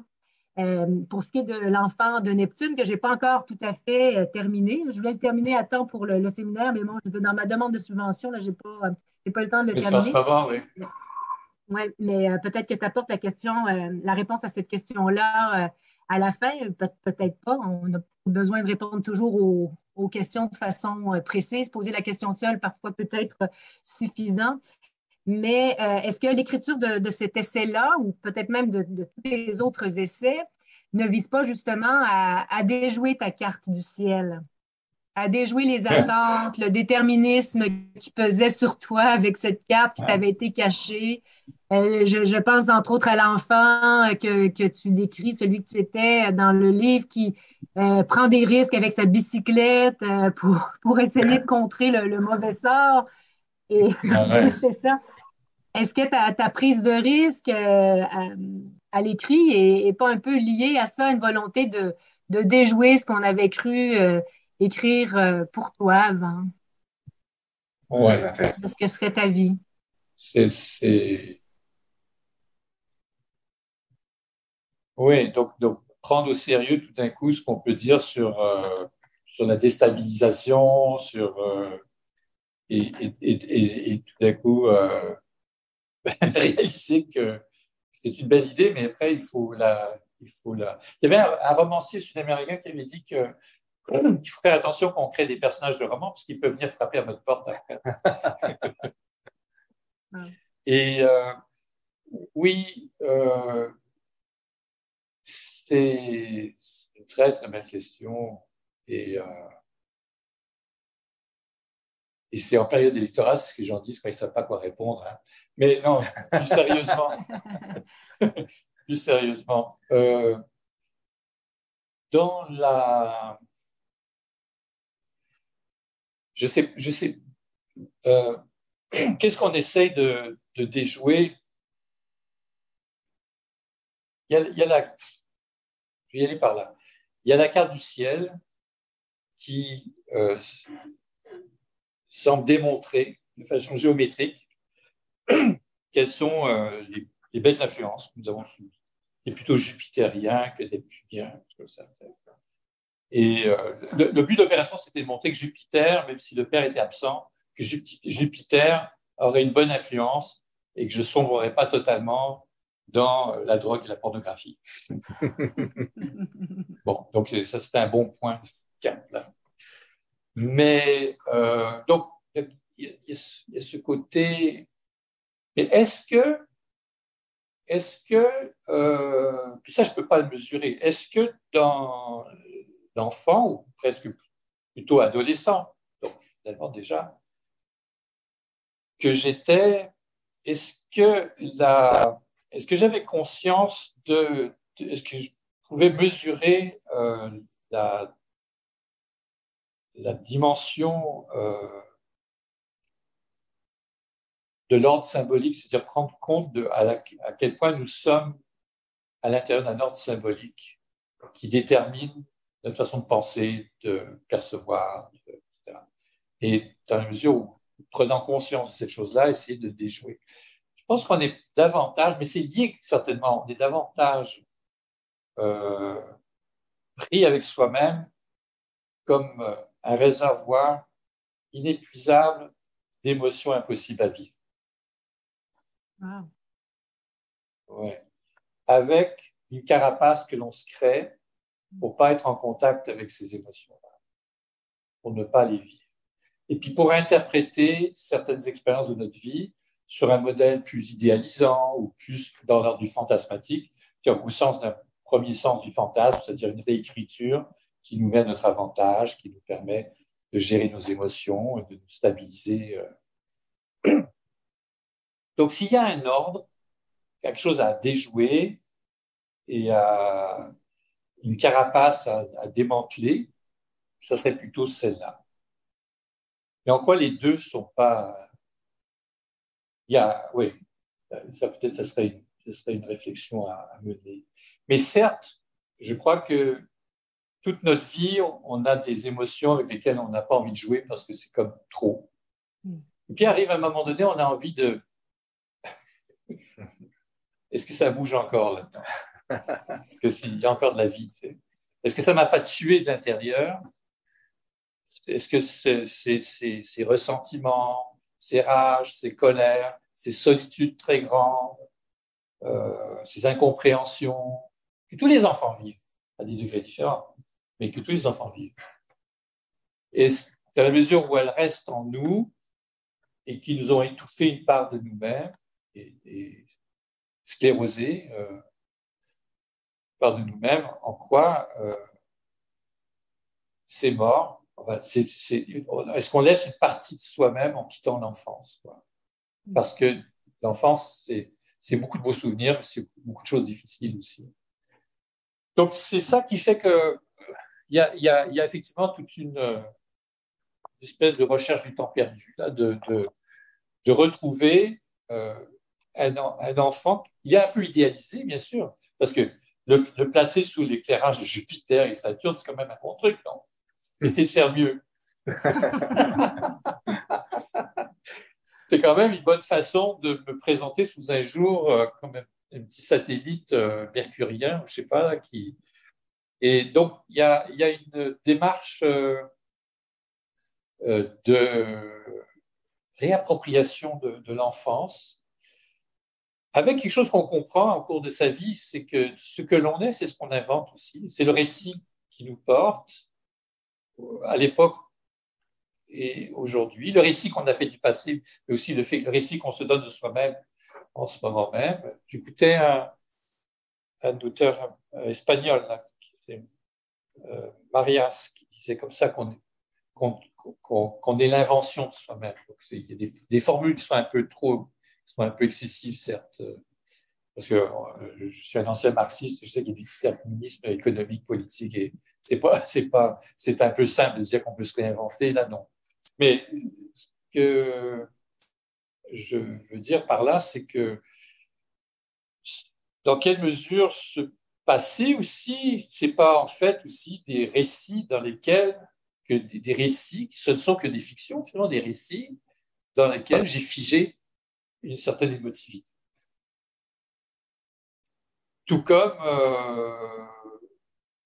la position des étoiles, c'est aussi finalement un prétexte dans lequel on peut figer un certain rapport à notre vie émotive. Donc, à quoi c'est la métaphore de quoi? Je ne pourrais toujours pas y répondre. Et j'ose soupçonner que toi, Cynthia, par exemple, tu pourrais mieux le voir que moi, que Luc pourrait bien le voir. C'est la métaphore de quoi, l'astrologie? Je ne sais pas. Ouais.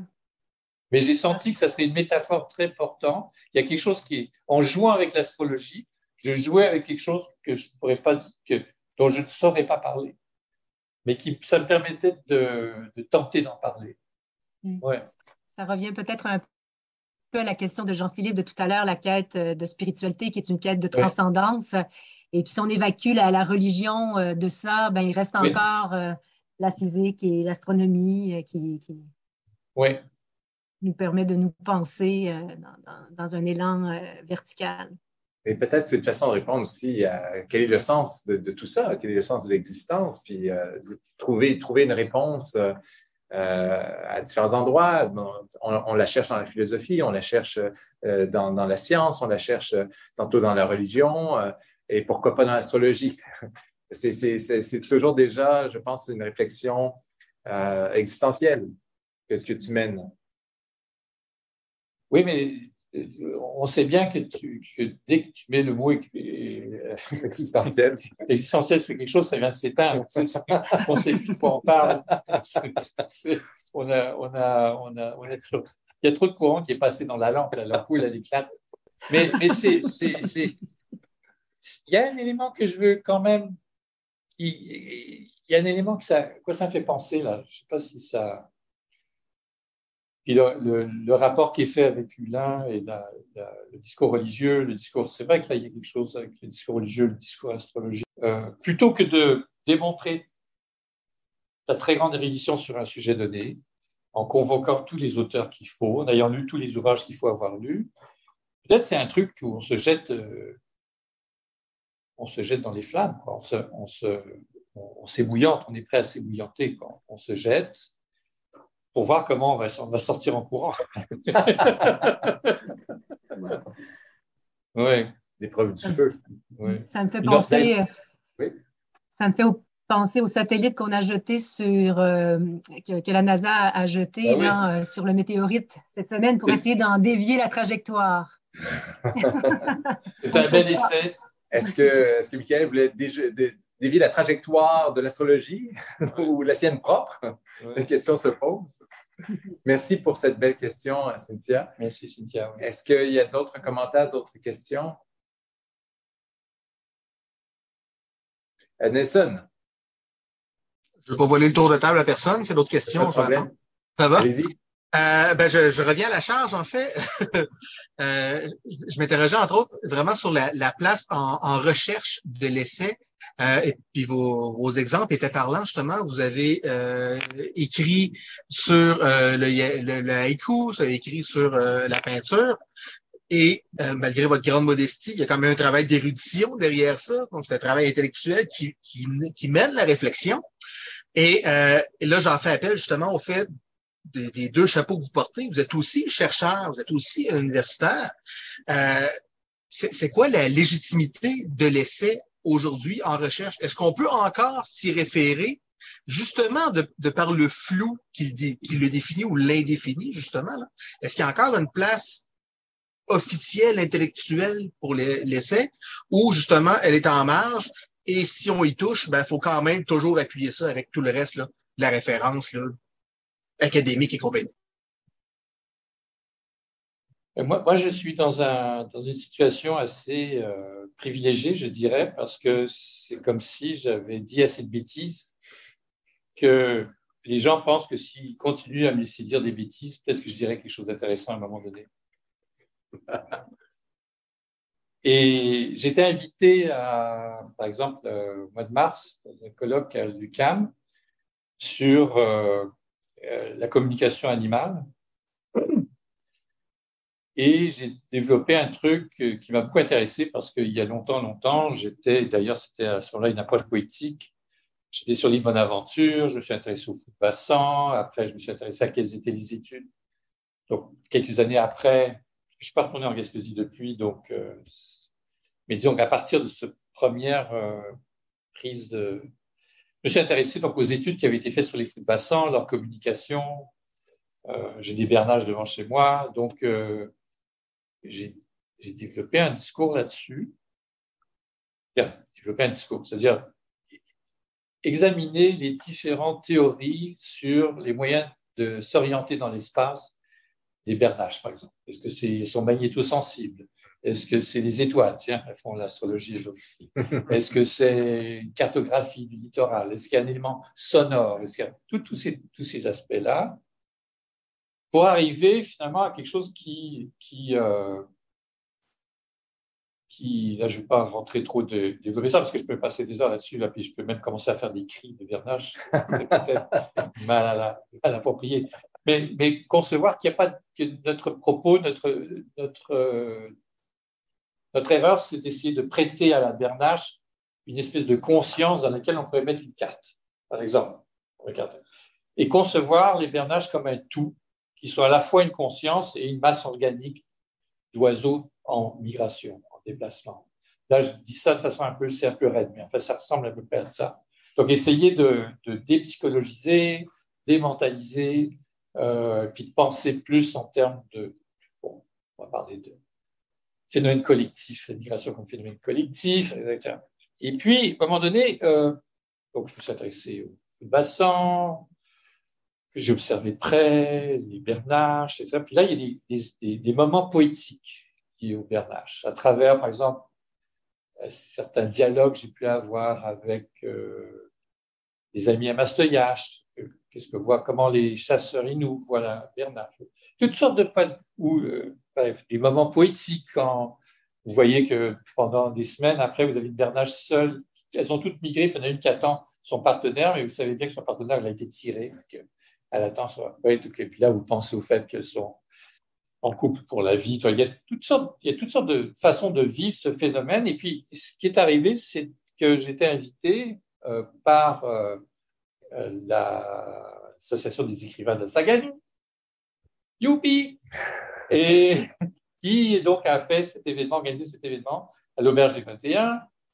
Et là, j'ai construit un truc à peu près délirant, où je suis allé chercher, pour illustrer ce que j'essaye de dire sur les formes psychiques, une espèce de tentative de décrire ces phénomènes à partir d'une certaine forme psychique. J'ai cherché la théorie des mondes parallèles de Everett. Et j'ai imaginé des transferts qui se faisaient entre mondes. Non, vous voyez, là, ajustez pas votre appareil, c'est ce que je suis en train de dire. Des transferts entre mondes, d'un doppelganger, et puis que ma blonde n'a pas voulu aller à l'hôtel des 21 cette fois-là. Donc, je me suis retrouvé tout seul dans ma chambre comme un idiot. Et donc, j'étais en dialogue avec elle. Et là, j'ai imaginé que c'était elle, mais venue d'une autre dimension, venue me visiter. Là, vous voyez, on est dans quelque chose de complètement... Et puis, j'ai fait une transition quand je suis allé faire mon truc très sérieusement à Montréal. J'ai fait une transition de la description que je donnais des recherches ornithologiques, etc., vers cette espèce d'improbable, en essayant de faire passer auprès de mon public, là, qui je pensais était et a été effectivement assez bienveillant, faire passer auprès de mon public qu'il fallait ce passage par l'absurde pour parler d'aujourd'hui, pour parler de ce qui se passe aujourd'hui, passer par l'impossible pour envisager le possible. Vous voyez? Donc peut-être que ça a été une bonne chose pour moi. Ouais. Une expérience comme celle-là m'a peut-être appris à cesser d'idéaliser un certain nombre d'individus dans leur posture d'experts, de grands... Peut-être que tu as emprunté la posture de l'essayiste en réponse à l'imposture académique, justement. C'est peut-être ça qui a été déterminant dans ton parcours, là. Oui. Bien que tu as montré que tu étais capable aussi de jouer l'imposture académique dans certains livres que je ne citerai pas. Non, je plaisante bien sûr. Mais tu poses une question importante. Qu'est-ce qui autorise la prise de parole? Qu'est-ce qui autorise quelqu'un à se prononcer sur un sujet quand il n'est pas un expert avéré, reconnu comme tel? Et toi, tu t'auto-autorises. Tu dis, moi, je décide que j'ai le droit d'en parler. Et tu assumes ce droit-là, comme Montaigne assume le droit de parler de lui-même à une époque où il y a un fort tabou de soi qui rend ça vraiment inacceptable aux yeux de tout un chacun. Mais de quel droit peut-il parler de lui, de considération intime, comme il le fait? Toi, tu parles constamment de ta vie, de choses très intimes aussi. En même temps, c'est pas moi, en même temps, c'est ça. Oui, il y a toujours une certaine distance, un jeu... Mais cette posture autorise justement la prise de parole et la rend tolérable aux yeux de certains. En tout cas, certainement aujourd'hui, on tolère ce que tu fais. Ben, un conseil que je vous donne, c'est commencez vos bouffonnades très vite. Ils s'habitueront. Et vous pouvez peut-être passer aux choses sérieuses après. Parce que il y a ça aussi, je pense que on parle de littérature aussi à travers tout ça. Il faut prononcer le mot littérature. On n'a pas de poésie aussi, mais la littérature, quelle est la place de la littérature dans un monde où essentiellement le discours du réel est tenu par les sciences? Et qu'est-ce que la littérature peut dire encore? Qu'est-ce qu'elle proclame? Qu'est-ce qu'elle revendique? Et ce passage par la fiction, par le détour, par l'oblique, par s'emparant de... Je crois qu'il est une respiration nécessaire. Oui. C'est très juste. Est-ce qu'il y a d'autres questions, commentaires? Sinon, je vais m'essayer à une petite synthèse pour conclure. Moi, j'ai continué à parler, donc pour retarder cette synthèse nécessaire. Je pense que Michael nous a rendu de grands services aujourd'hui. Je suis absolument ravi de sa présentation. C'était exactement ce que j'attendais, ce que j'espérais. Et je savais qu'il allait livrer parce que même malgré lui, il ne peut pas faire autrement que de tomber dans l'essai, de verser dans l'essai. Je vous avais annoncé que ce serait un essai vivant, une pensée en déploiement, et c'est exactement ce qu'on a eu, avec en prime tout ce qui caractérise l'essai tel qu'on l'a constaté jusqu'à présent. Ça a commencé par une digression qui pouvait sembler un peu hors propos, cette histoire de chameau, mais d'où ça venait, alors qu'il s'agissait de parler de son livre d'abord. C'est moi le chameau. Ben oui, bien sûr, on l'a compris. Et c'est ça, on finit par comprendre que tout ça a un sens, en fin de compte, que rien de tout ça n'est gratuit et que tout ce qui a été dit aujourd'hui vraiment va dans le sens de notre réflexion. Et c'est nous rendre un grand service, en tout cas à moi, c'est certainement une grande faveur que fait Michael, parce qu'il n'y a rien de ce que tu as dit qui contredit mon propos depuis le début du cours. Au contraire, tu confirmes tout à fait les éléments de typologie qu'on est en train d'établir depuis le début. Alors, on a voulu éviter de commencer le séminaire par une définition toute faite de l'essai, parce que ça me semblait contraire à nos intérêts. Je me suis dit, faisons table rase de ce qu'on pense ou ce qu'on croit savoir de l'essai et essayons de définir l'essai de manière expérimentale en se frottant des essayistes, en rencontrant des essayistes, en discutant, en échangeant là-dessus. Et on va voir ce qu'on peut en sortir. Et timidement, de cours en cours, de rencontre en rencontre, j'ai livré des éléments à la discussion de typologie. Alors, à partir de la lecture d'un essayiste, par exemple, ou de quelqu'un qu'on présente comme un essayiste, parce qu'on a vu, par exemple, l'œuvre de Dany Laferrière, L'art presque perdu de ne rien faire, et on s'est demandé, est-ce que c'est un essai?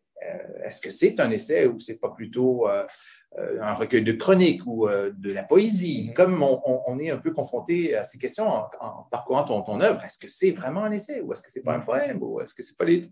Alors, on est parti de ça, puis à chaque fois, on avançait avec un élément typologique qui nous permettait de circonscrire l'essai un peu plus précisément. Et voilà que Michael Lachance débarque et il déballe tout. Tous les éléments de typologie que je m'apprêtais à vous livrer cours par cours jusqu'à la fin pour vous garder dans le suspense, il a tout livré en l'espace de quelques lignes d'une condensation. Et il parlait du pouvoir de condensation, c'est une des richesses de la poésie, c'est ce qui caractérise la poésie, mais c'est aussi la richesse de l'essai, je pense, ce pouvoir de condensation dans un essai qui porte sur une réalité pointue parfois et qui semble sans rapport avec le reste, mais qui en fait tout est lié, qui nous apprend que tout est lié, qui nous révèle que tout est dans tout. Et c'est la richesse de l'essai, ce pouvoir de condensation qu'il a en commun partage avec la poésie, de nous révéler toutes sortes de choses. Comme dans L'Enfant de Neptune, sans le savoir peut-être, sans y penser, Michael cite un peu Montaigne indirectement, en disant quelque chose très proche de « Chaque homme porte en lui la forme entière de l'humaine condition ». Et chaque sujet est révélateur de toute chose, en fin de compte, d'une infinité de sujets. Et c'est dans l'approche et c'est dans l'angle qu'on utilise pour l'aborder que la différence se manifeste. Alors, c'était très riche. On retiendra ces phrases, ces formules qui sont autant d'éléments pour notre typologie qui vont vous aider dans le compte-rendu que vous avez à faire. Vous devez remettre un compte-rendu bientôt, en fait, la semaine prochaine, et vous devez confronter la vision d'un commentateur, finalement, sur l'essai à ce qu'on a pu dire jusqu'à présent et dire en quoi c'est insuffisant, qu'est-ce qui manque pour finalement caractériser les gens proprement. Eh bien, retenez ce que Michael nous a dit. L'essai est un éclaireur. C'est quelqu'un qui propose le survol d'une matière, qui n'entend pas être exhaustif, qui ne prétend pas à l'exhaustivité, qui ne prétend pas être un professionnel, une autorité en la matière, et qui s'en fout au fond. Lui, c'est un éclaireur, il s'avance comme ça, il débroussaille, il s'aventure, et tant pis s'il ne fait pas le tour de la question, et tant pis s'il n'a pas pris le meilleur chemin, il a pris celui qui se présentait, qui lui convenait, et voilà, il n'y a pas de compte à rendre à personne. L'essayiste est aussi un franc-tireur, nous dit Michael, ses sorties sont autonomes, il n'a pas besoin de s'entourer d'autorités, de référer aux uns et aux autres, de répondre aux uns et aux autres, comme Foucault, que tu évoquais, qui connaissait très bien les travaux des autres et aurait pu très facilement les citer de façon très, très savante. Il n'y a pas de problème, il n'y a pas de gêne. Il était capable d'une érudition qu'on voit par ailleurs dans certains de ses travaux, comme Les mots et les choses, d'une érudition très fine, mais il choisit dans ses textes d'avancer en franc-tireur, de faire des sorties autonomes, justement, en se disant non, je n'ai pas à répondre à tout le monde, puis entrer en dialogue avec tout le monde. Et c'est une liberté extraordinaire de l'essayiste qui est permise par ça. Il nous a parlé de chasse gardée. Dans un monde intellectuel découpé en chasse gardée, l'essai permet des incursions qui passent sur des territoires que l'on n'entend pas revendiquer. Quand je disais que c'est un genre qui permet de s'autoriser soi-même d'aborder des sujets, même si on n'est pas spécialiste de la question. C'est un genre pour les non-professionnels, finalement, pour les amateurs, entre guillemets, mais où des fois, on peut aller plus loin que les spécialistes du genre, mais sans se mettre la pression, hein, under promise, over deliver, sans se mettre la pression du professionnel qui écrit un traité. Ben, on va aborder la question de façon un peu en dilettante, là, informelle, et puis finalement, on dit des choses parfois plus substantielles que dans bien des ouvrages, dans bien des traités beaucoup plus ambitieux. Il y a là une réflexion très, très juste et très riche. L'essai se caractérise aussi, nous dit Michael, par l'auto-application de son auteur. Il parle d'un objet tout en explicitant son rapport à cet objet. Et il a insisté sur cette dimension importante qui fait écho au projet d'autoportrait de Montaigne. On a vu comment l'essayiste est constamment en train de tout rapporter à lui, dans un mouvement qu'on pourrait penser égotiste, égocentrique, mais qui est essentiel à l'essai, qui est fondamental, et sans lequel l'essai n'est pas constitué. Enlevez ça, vous enlevez le cœur de l'essai, vous enlevez l'âme de l'essai. Et même quand le je n'est pas présent, même quand le je est mis entre parenthèses, on aboutit quand même, au final, sans que l'auteur se soit manifesté, à des considérations qui sont souvent révélatrices de sa personne, révélatrices de son être, et plus intimes que la plus intime des confidences. Quand on met en résonance certaines œuvres avec leur auteur, on se rend compte des fois qu'elles nous révèlent plus que la biographie la plus croustillante. Oui. Et ça, Michael l'a bien dit, l'a bien compris. Parfois, la dimension de la quête existentielle n'est pas articulée dans le propos, il nous disait ça, mais attestée au final. Hein. Il y avait, tu as passé vite là-dessus, mais tu parlais dans ta présentation de Francisco Varela et Umberto Maturana, qui ont écrit un ouvrage scientifique où Maturana caractérise l'écriture de l'essai, biologie cybernétique, comme une expérience transcendantale. Et c'est très révélateur, tout ça. Autre point de typologie très important pour nous, l'essai présente un enchevêtrement des genres. C'est à la fois une affaire d'études savantes, de journal philosophique, tu as évoqué la correspondance, l'essai est proche de la lettre aussi, souvent, et ça, on l'a vu chez Montaigne, c'est un mélange de philosophie, de poésie, de science, de littérature, de fiction, de logique. On pourrait ajouter à ça histoire, on pourrait ajouter à ça, et on en a parlé la semaine dernière, anthropologie. C'est toujours une réflexion sur l'homme que mène l'essayiste, même quand il prétend faire autre chose. On peut toujours amener ça à une réflexion fondamentalement anthropologique. Il est toujours question de l'homme, je pense. Et ça, c'est très vrai. L'essai présente aussi un enchevêtrement de registres, c'est-à-dire qu'il raconte, il est narratif, l'essai.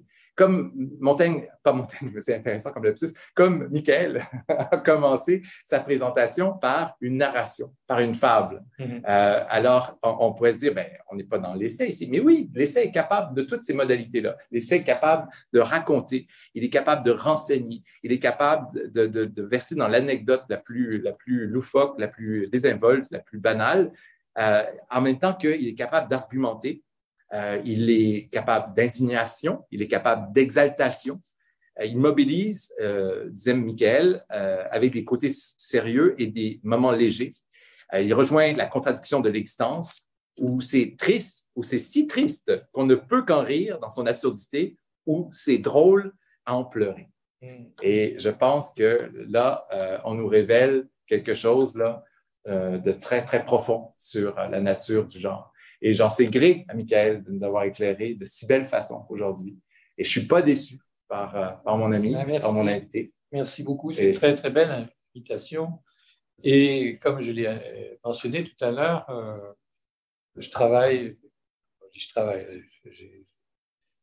en ce moment, je suis dans mon travail plus dans la préoccupation de m'adresser à un public ciblé, ce que je disais. Et donc, je veux dire n'avoir aucune préoccupation de la diffusion. Est-ce qu'elle est vaste? Est-ce qu'elle est étendue? Est-ce qu'elle est lue, etc. Donc, la diffusion de ce livre-là, c'est vous. En ce moment, ce qu'on a vécu là, c'est ça. C'est-à-dire, ce livre-là, tout d'un coup, il trouve un écho ici.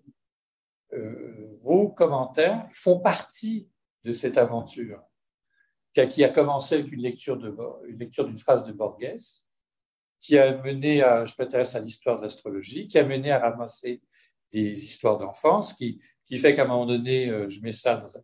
Puis ça fait partie, c'est comme un seul événement.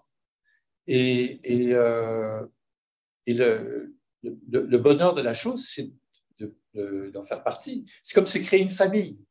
C'est d'en faire partie, d'être un des relais de cet événement-là. C'est pour ça que quand la phrase là, là, je la comprends mieux encore avec ce que tu viens de citer de Montaigne, comme quoi chacun lui met de conditions. C'est pour ça que je peux dire le personnage qui est dans ce livre-là, c'est finalement pas moi, c'est ce personnage qui est un reflet d'une même condition. C'est comme ça qu'on peut s'extraire de soi-même, d'une certaine façon, et se découvrir multiple, se découvrir fluide, et de comprendre qu'on n'a jamais existé par soi-même. On a toujours existé, et que Jupiter soit avec vous.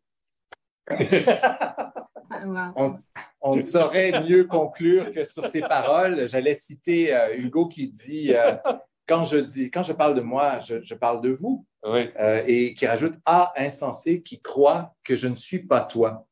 Oui. Alors, Michael, oui, c'est beau, hein? Ah, insensé, qui croit que je ne suis pas toi. Tu n'as rien compris à la vie. Hein? Quand je parle de moi, en fait, je parle de toi. Et Michael, en nous parlant de lui, nous parlait de nous. Ouais, et ça s'est révélé ce soir là, de façon tout à fait transparente. Alors, encore une fois, merci beaucoup. Merci à vous qui avez assisté à distance ou qui êtes présents ce soir.